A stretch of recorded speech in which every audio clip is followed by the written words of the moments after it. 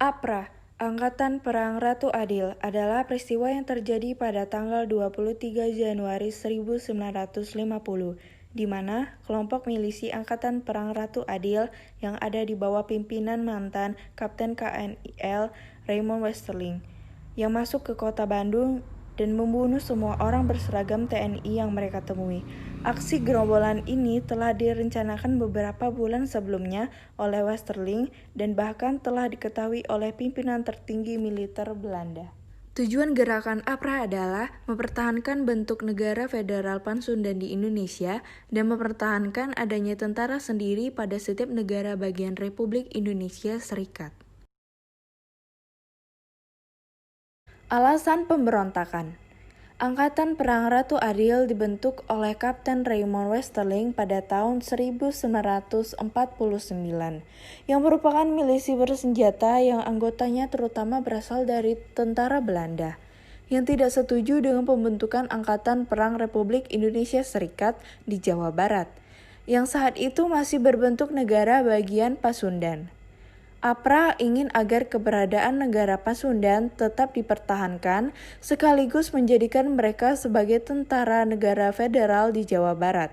Karena itu, pada Januari 1950, Westerling mengultimatum pemerintahan Republik Indonesia Serikat.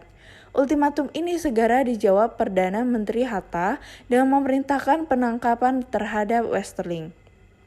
APRA menyerbu kota Bandung secara mendadak dan melakukan tindakan teror hingga puluhan anggota APRIS gugur. Diketahui juga bahwa APRA bermaksud menyerang Jakarta, ingin membunuh antara lain Menteri Pertahanan Sultan Hamengkubuwono IX dan Kepala APRIS Kolonel Simatupang. Akhir pemberontakan. Karena gerakannya sudah gagal, lantas Westerling melarikan diri ke Belanda, dan di Indonesia banyak yang mengancam aksi dirinya dan pasukannya. Latar belakang APRA. Pada bulan November 1949, Dinas Rahasia Militer Belanda menerima laporan bahwa Westerling telah mendirikan organisasi rahasia yang mempunyai pengikut sekitar 500.000 orang. Laporan yang diterima Inspektur Polisi Belanda pada tanggal 8 Desember 1949 menyebutkan bahwa nama organisasi bentukan Westerling adalah Ratu Adil Persatuan Indonesia dan memiliki satuan bersenjata yang dinamakan Angkatan Perang Ratu Adil. Pengikutnya kebanyakan adalah mantan anggota KNIL dan yang melakukan desersi dari pasukan khusus KST atau RST. Dia juga mendapat bantuan dari temannya orang Tionghoa, Chia Viet Cai, yang dikenalnya sejak berada di kota Medan.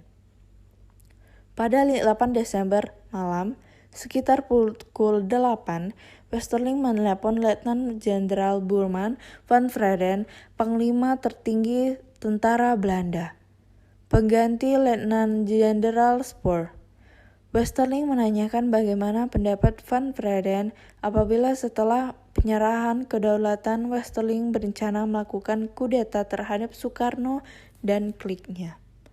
Van Vreden memang telah mendengar berbagai kabar, antara lain ada sekelompok militer yang akan mengganggu jalannya penyerahan kedaulatan.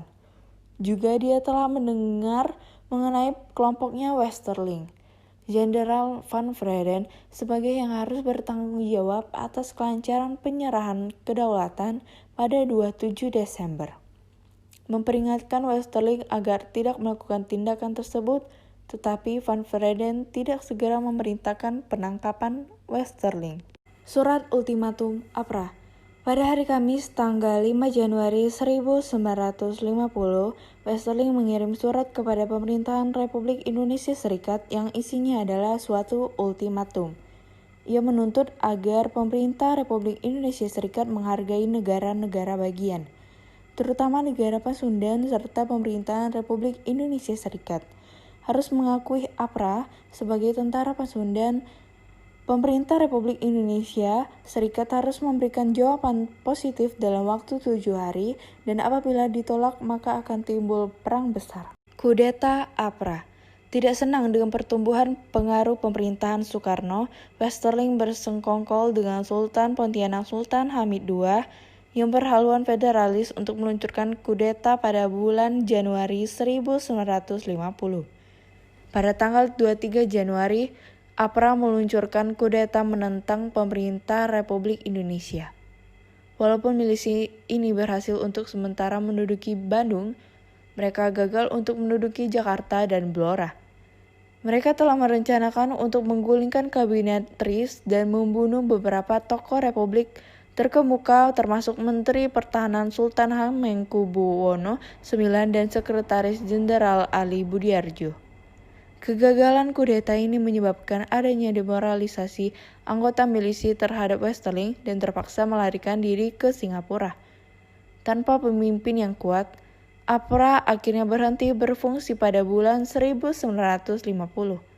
Tindakan APRA tersebut pada akhirnya menyebabkan penahanan Sultan Hamid II dan justru mempercepat pembubaran Republik Indonesia Serikat pada tanggal 17 Agustus.